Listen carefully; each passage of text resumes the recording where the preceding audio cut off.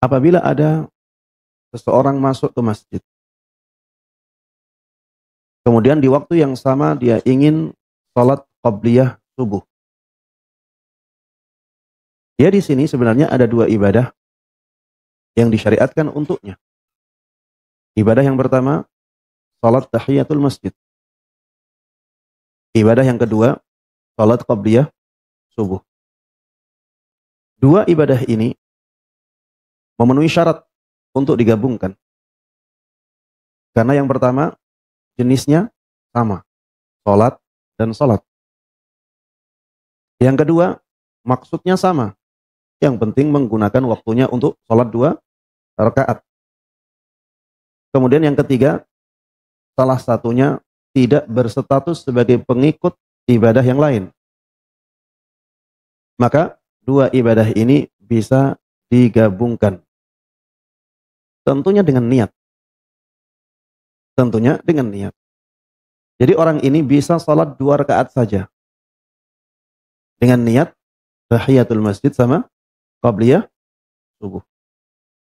Dan dia mendapatkan 2 pahala ibadah itu.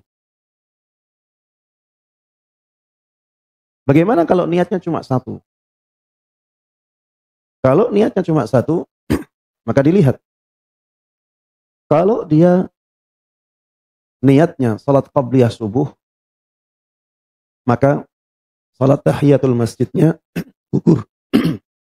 Salat tahiyatul masjidnya gugur. Kalau niatnya adalah untuk salat tahiyatul masjid, maka salat tersebut tidak cukup untuk salat qabliyah subuh.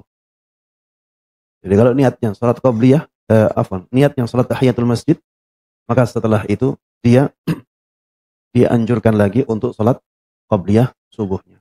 Tapi kalau dia niatnya salat qabliyah subuh, tidak disyariatkan bagi dia untuk salat tahiyatul masjid. Karena salat tahiyatul masjid waktunya sudah lewat. Salat tahiyatul masjid itu salat yang dilakukan ketika pertama kali dia masuk masjid.